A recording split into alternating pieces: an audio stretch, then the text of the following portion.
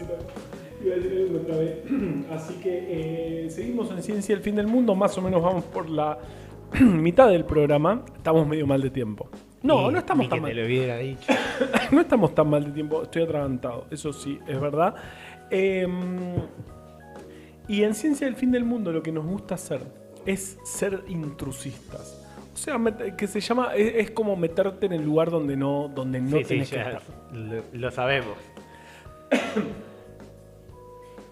Buenísimo. Ya nos han cancelado por hacer periodismo científico sin ser periodista científico.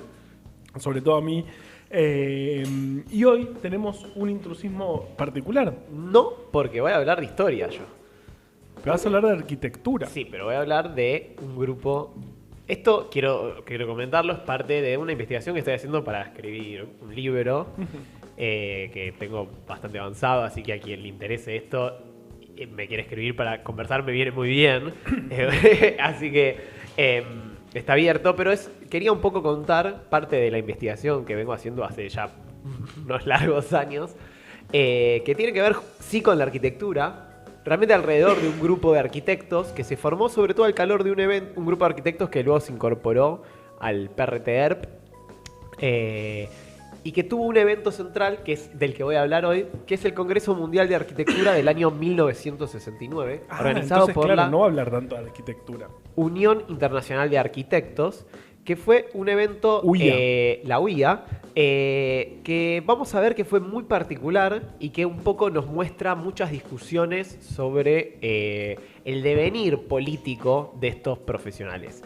A ver, la figura central para entender esta historia es la figura de un arquitecto que falleció en el año 1982 en Galicia, en el exilio, que es la figura del arquitecto Mario Soto. Mario Soto nació en 1928, hijo de gallegos de Galicia, y un arquitecto muy recordado en la Argentina, sobre todo por una serie de obras que hizo en la provincia de Misiones. Misiones era un territorio nacional hasta el año 53, y el peronismo organizó una serie de modernización de la provincia de cara a que pasaba a ser una provincia y dejaba de ser un territorio nacional. Eso implicaba que iba a tener sus propios senadores, que la gente votaba en las elecciones nacionales, etc.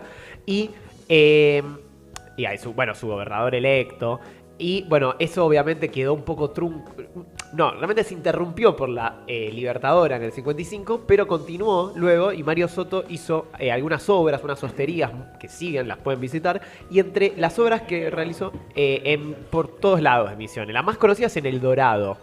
Es la Escuela Normal 1 Domingo Faustino Sarmiento de la localidad de Leandro N. Alem de Misiones, que es una obra, digamos, tan importante que en el año... ¿Cómo? La Escuela Normal 1 Domingo Faustino Sarmiento de la localidad Leandro N. Alem de la provincia de Misiones, que es una obra finalizada en 1963 tan importante que en el año 2012 la entonces presidenta Cristina Fernández de Kirchner, al cumplirse 30 años del fallecimiento de Mario Soto, en un decreto la declaró un monumento histórico nacional. Mario Soto, pará. En el año 1963, Mario Soto, que era profesor en la Universidad de La Plata y en la Universidad de Buenos Aires, fue convencido por sus alumnos de viajar al Congreso Mundial de Arquitectura, el octavo es espectacular Congreso Mundial que se iba a realizar en la ciudad de La Habana.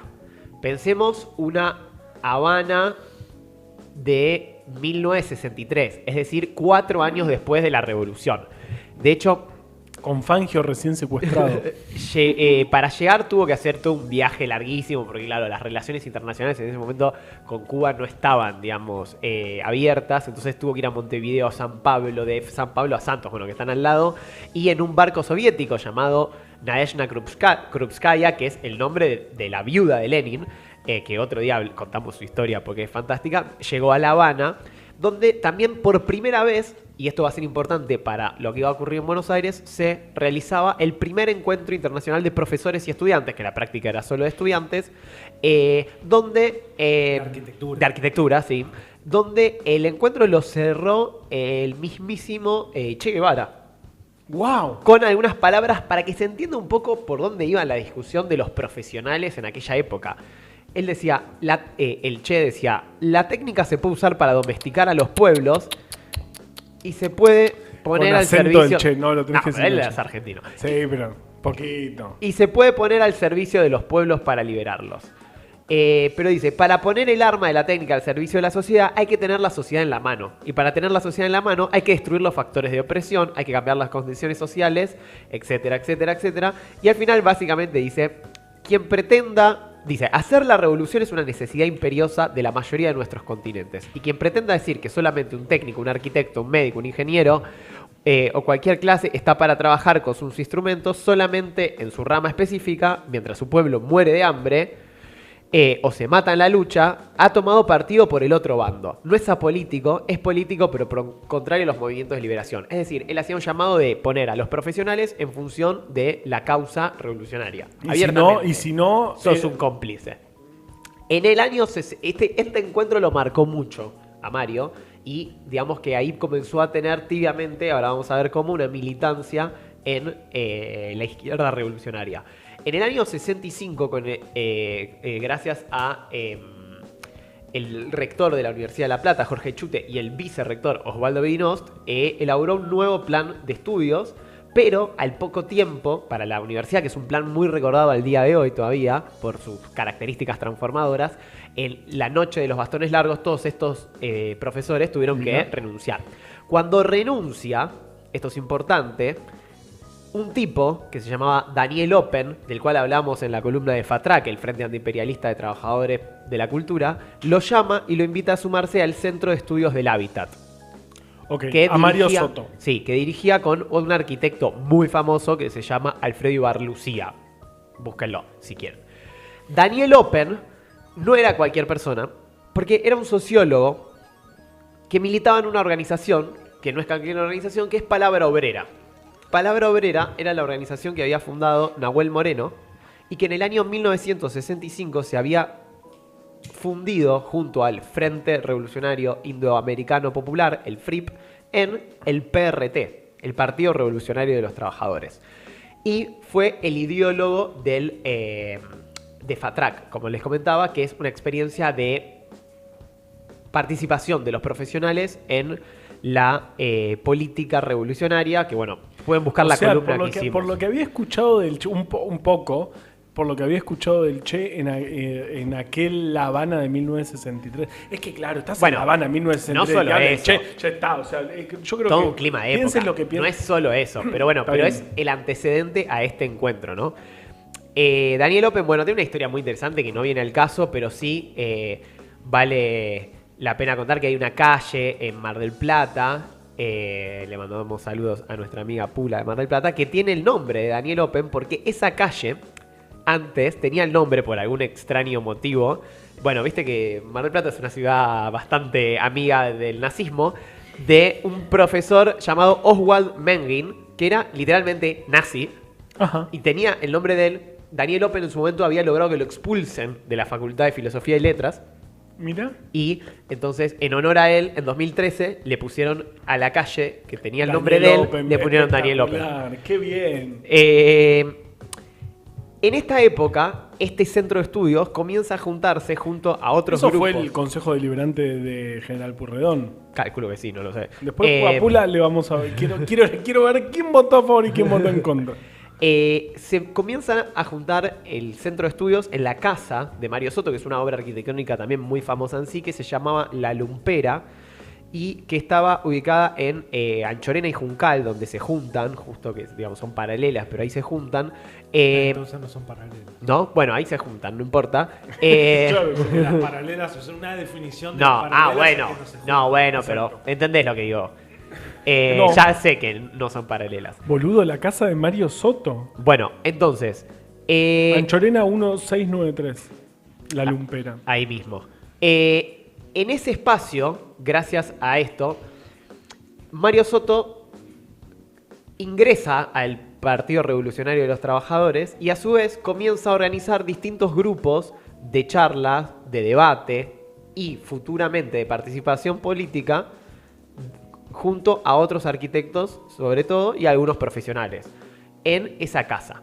Entre ellos, hay un grupo de arquitectos conforma de cara a lo que iba a ser el 10º Encuentro Mundial de Arquitectura a realizarse en el año 1969 en Buenos Aires, la Coordinación Argentina Frente de Arquitectos, que le vamos a llamar CAFA desde ahora. Bien. Vamos a abrir otra línea con otro arquitecto que llegaba al encuentro, al Congreso Mundial de Arquitectura, que es el arquitecto que sigue vivo, Ángel Sakamoto, hijo de japoneses, sí. De hecho le dicen el japonés, que vive actualmente en Corrientes. Él estudió en Corrientes Arquitectura, Ángel en 1967 Sakamoto. Se egresó de la facultad y cuando termina sí. En la Universidad Nacional del Noreste, ingresa a trabajar en la Dirección Nacional de Vivienda de Corrientes en la realización de un plan de ayuda mutua, el cual consistía en la construcción de viviendas sociales donde los beneficiarios eran los mismos que ponían la mano de obra. Y se planifica todo un barrio. Bueno, ese barrio... Perdón, antes de que termine de realizarse la obra, lo echan por su militancia de izquierda. Él todavía no era parte del PRT, pero sí militaba más ligado al Partido Socialista y en la facultad. Y entonces, bueno, como no conseguía trabajo en Corrientes, porque medio como que lo pusieron como una suerte de lista negra, se vino a vivir a Buenos Aires. Ahí en Buenos Aires ocurre que se da el Congreso y ocurre que en el Congreso eligen la obra que él había realizado como la única obra argentina a mostrarse. En el Congreso se iban a exponer 12 obras, de las cuales solamente 2 eran de América Latina, una de Chile y la otra esta obra de Corrientes, que realmente el invitado oficial era otro arquitecto, el arquitecto Porta, que le da, digamos, como le cede su cupo a Ángel, y entonces es así como llega al Congreso del 69, él también participando. Antes del inicio del Congreso del 69 hay un evento fundamental que es el tercer encuentro de estudiantes. El tercer encuentro de estudiantes, el primero había sido en La Habana, en el año 65 fue el 9º Congreso de Arquitectos que fue en la ciudad de París. De tipazo Sakamoto, búsquenlo. Es un tipazo. Sí. Y es muy interesante cómo Dios. En este momento, bueno, el encuentro de estudiantes se iba a hacer en el Teatro San Martín. Llegan todos los estudiantes. Pensemos también el año 69, esto estamos en octubre, y hace poco había ocurrido, digamos, no solo el Cordobazo, sino unos días antes el Platazo. Así le decían, y un montón de movimientos que se le decían ASO. Sí. De hecho, el Cordobazo es como, digamos, el más visible, pero hubo muchos antes. De hecho, el primero se considera que comienza en Corrientes con el asesinato de un estudiante de apellido Cabral en la Plaza Cabral, pero por el sargento Cabral. Entonces, hoy se le dice Plaza Cabral por los dos Cabrales. Bueno, Cabrales, como el café. Claro. En esa época también, que mataron a Bandor. Sí, unos meses después. Sí, no está tan ligado a esta problemática, pero sí, es un momento muy álgido. Muy álgido, estaba pasando de todo, o sea, realmente era muy interesante. Los estudiantes llegan muy fervorecidos y se encuentran con un control policial, una cosa muy restrictiva en la participación del Congreso, y es así que un grupo de estudiantes toma, digamos, la palabra forzadamente y exigen, digamos, que cambien las normas, que se deje entrar a todos los estudiantes, que no sea restrictivo, etcétera, lo cual en el momento lo aceptan, pero al día siguiente, cuando llegan al Teatro San Martín, se encuentran con un cordón policial de la Concha de la Lora, y es ahí que deciden la formación de un congreso paralelo en Ciudad Universitaria, cosa que va a ocurrir entre los días 14 de octubre y 18 de octubre, porque el día 19, que era el cierre, perdón, y 17, porque el 18, que era el cierre, también les cierran la facultad. Un congreso donde fue una locura, porque un montón de arquitectos que estaban, digamos, súper subidos a esta ola revolucionaria, abandonaron el congreso oficial y se fueron a la Ciudad Universitaria. El Che Guevara fue proclamado presidente honorario del congreso, y todo era como, digamos, la revolución está a la vuelta de la esquina. Sí. El día 19 de octubre tenía que empezar el Congreso, ahora sí, Mundial de Arquitectura, ya no de estudiantes. Y este evento anterior influenció mucho también en lo que iba a pasar. ¿Qué pasa? El Congreso estaba a cargo de Federico Ugarte, que era un arquitecto muy conservador y obviamente a cargo de la Sociedad Central de Arquitectos, que es como el ente principal en la Argentina que regula este sector, y funcionarios de la dictadura de Onganía. Obviamente no olvidemos que la Argentina estaba bajo una dictadura. Y básicamente el Congreso tenía planteado un funcionamiento basado en un filtro del comité organizador que elegía las preguntas que, digamos, vos escribías una pregunta en un papelito y ellos elegían si se hacía o no. Sí. O sea, una porquería. Entonces... me encantaría ser el que lee los papelitos. Claro, bueno, es decir, pero si te toca estar del otro lado, es un bajón. El que lee los papelitos es un cara de verga. ¿Quién fue? Entonces, los arquitectos como Mario Soto y otros importantes arquitectos, como el japonés que es un genio. Bueno, el japonés se suma ahí a este grupo de la CAFA. Otros eran, digamos, Osvaldo Vinos, que lo nombramos, Mabel Lapacó, Miguel Páez, que hoy está... sí, algo es. Miguel Páez, que hoy está desaparecido, y otros importantes. Escribían sus preguntas en los papelitos y nunca les leyeron. No, realmente sabiendo esto, lo que preparan es una intervención donde, digamos, Mario Soto toma el micrófono, denuncia todo esto y, digamos, la gran mayoría de los arquitectos del resto de los países participantes aceptan la propuesta de que sea libre la participación, o sea, sin esta restricción en el tema de las preguntas y, digamos, se revoluciona totalmente todo el encuentro. Un poco viendo lo que había pasado en el encuentro de estudiantes, la organización decide aceptar esta propuesta porque no querían que vuelva a suceder esto del encuentro paralelo.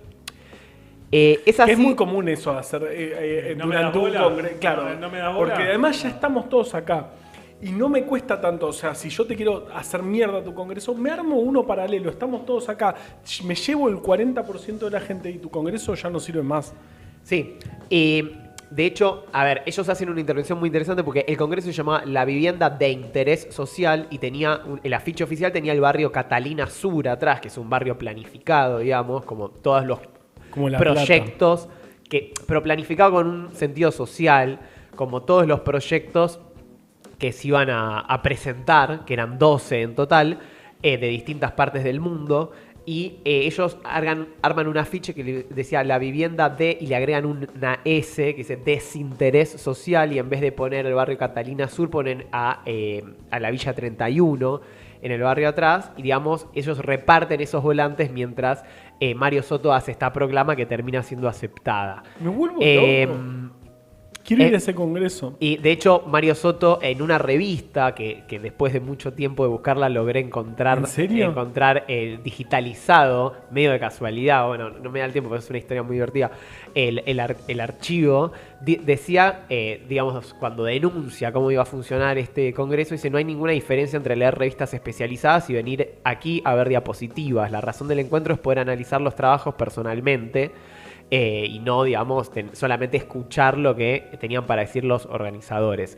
Es así como, bueno, se presentan distintos proyectos, uno de Argentina, de Chile, dos de España, de Austria, Alemania Federal, Francia, Suiza, Inglaterra, que es el que más me llamó la atención porque es un proyecto de un barrio en una ciudad de esas tantas,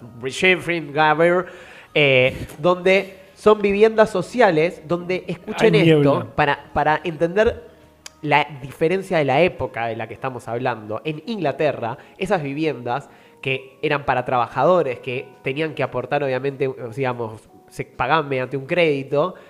El crédito estaba calculado para que nunca supere más del 5% del salario mensual de los trabajadores. Hoy se calcula que el alquiler no baja nunca del 50 o 60% claro, del salario de un trabajador. Bueno, también otro proyecto de Estados Unidos, Mauritania, y uno de la Unión Soviética, particularmente de Uzbekistán. Las comisiones es muy interesante.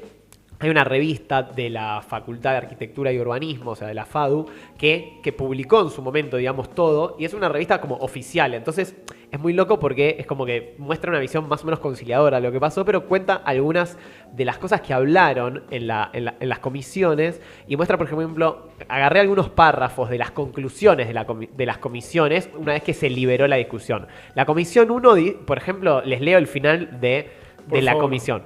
La solución superadora no surgirá de la actividad específica de los arquitectos en tanto tales. La resolución es la práctica social y política, y esta práctica debe ser transformadora del sistema imperante en estos países en un proceso de liberación social y nacional. Para todo esto es necesario, en mayúsculas, transformación radical de la estructura económico-social, poniendo medios de producción en manos de todo el pueblo en tránsito a la sociedad sin clases. Boludo, era un congreso de arquitectura y terminó siendo una... Mirá si hace una Comisión 3. ahí. Casi la hace. De vuelta, es necesario, en mayúsculas, transformación revolucionaria de la estructura económico-social, arrebatando el poder a las clases dominantes. Ruptura de lazos que nos ligan a los monopolios. Bueno, y todas cuestiones así. Básicamente proponen la revolución socialista. O sea, es así sencillo.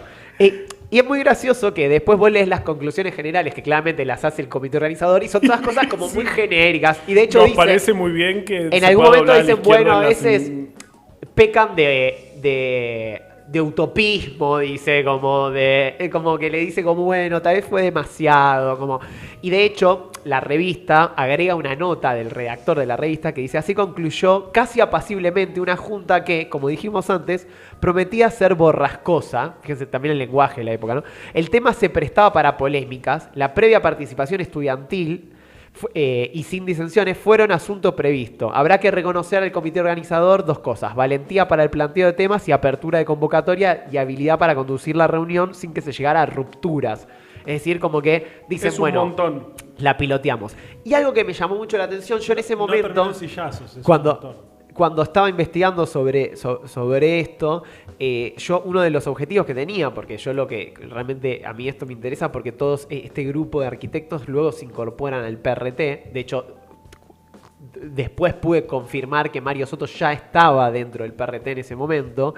Y algo que me lo confirmó es que no sé si ustedes saben, el PRT tenía su revista oficial que era El Combatiente, que salía, digamos, una vez por semana más o menos. Y dije, bueno, a ver, voy a probar suerte, a ver si nombraron algo de este evento. Porque lo que yo pensé fue, bueno, si este evento aparece en El Combatiente, porque fue un evento, ponele que importante, pero tampoco es que es un mega recontra evento que salió en todos lados. Si esto aparece en El Combatiente, ya está.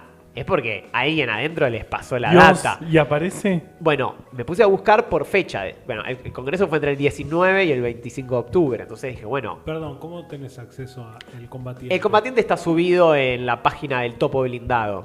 Que es una página que pueden consultar para ver no cualquier revista, pero muchas revistas políticas muy interesantes. Y me pongo a buscar, y en la fecha donde había concluido el congreso no estaba. Y digo, qué cagada. Y dije, bueno, vamos a darle la chance al número siguiente, a ver si de casualidad tardaron en la redacción. Estoy nervioso. Y de repente en un momento voy bajando ahí, scrolleando, y leo la vivienda de desinterés social.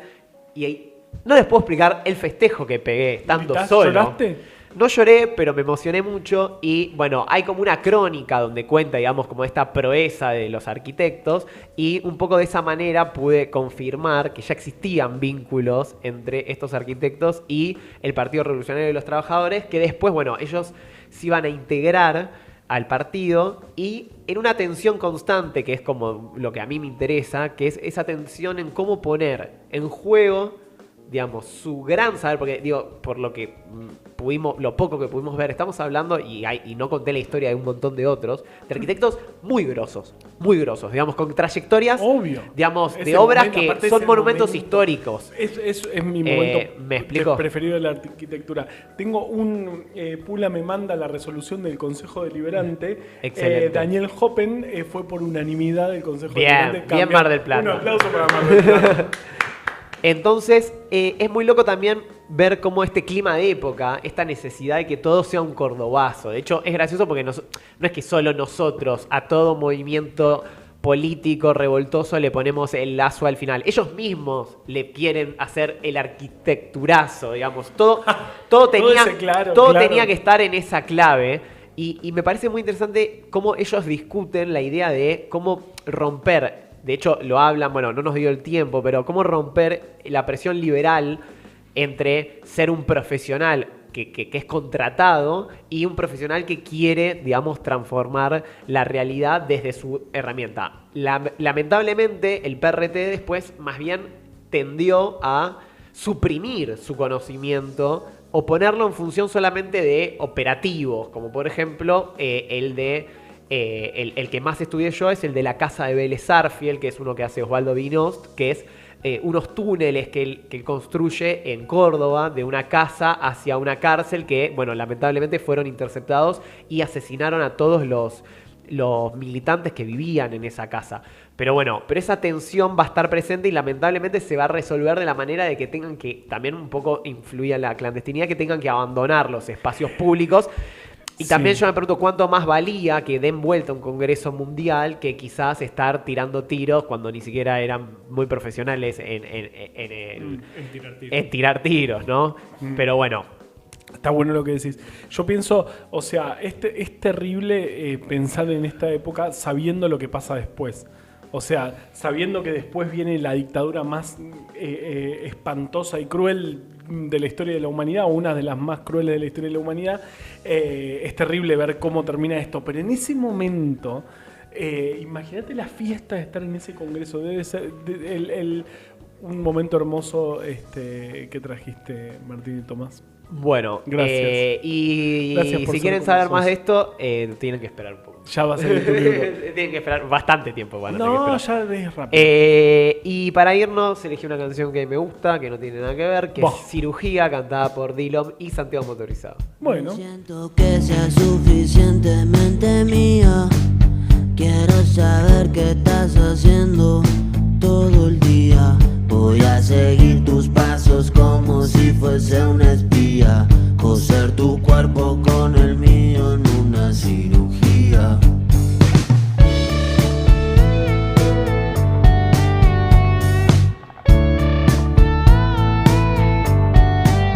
Quisiera saber hasta el color de tus huesos, estar entre tus sueños y tus pesadillas. Perdón si es un infierno que yo sea tan intenso. Vos sos mi santa, por vos peregrino de rodillas. Por vos voy en misión suicida. Pierde valor la vida cuando no soy tu diversión. Inventaría un color más oscuro que el negro si vivo un futuro sin vos.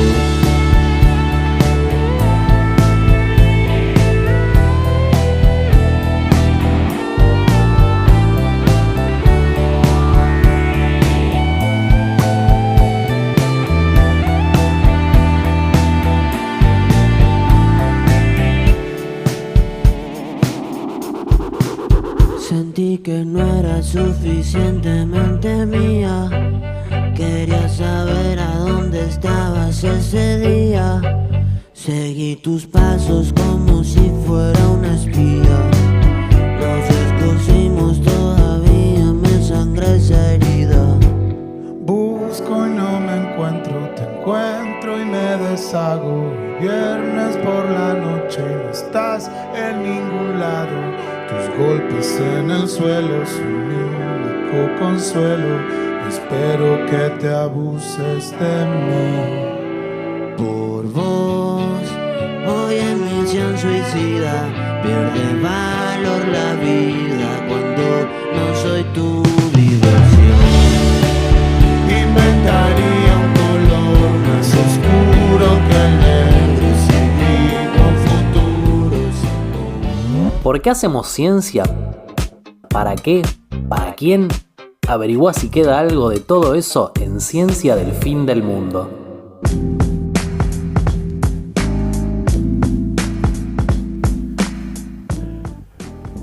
Llegamos a la recta final de este programa, increíblemente. O sea, increíblemente de colección.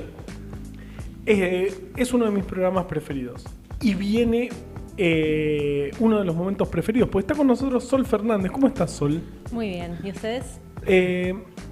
Bueno, bien, qué sé yo. Bien, yo estoy bien. Yo estoy bien. Sol, que es una vieja mía de este programa, si él nunca estuvo al aire. Ya hablamos de esto. Sí. O sea, sí. A las personas que son parte de la familia no si se quieren las saber cómo Sol. la conocimos, escuchen la columna que hizo Matías de La Historia del Vidrio. Ahí está contado. O ese día, no sé, busquen el programa en vivo. Porque no tenemos tiempo hoy.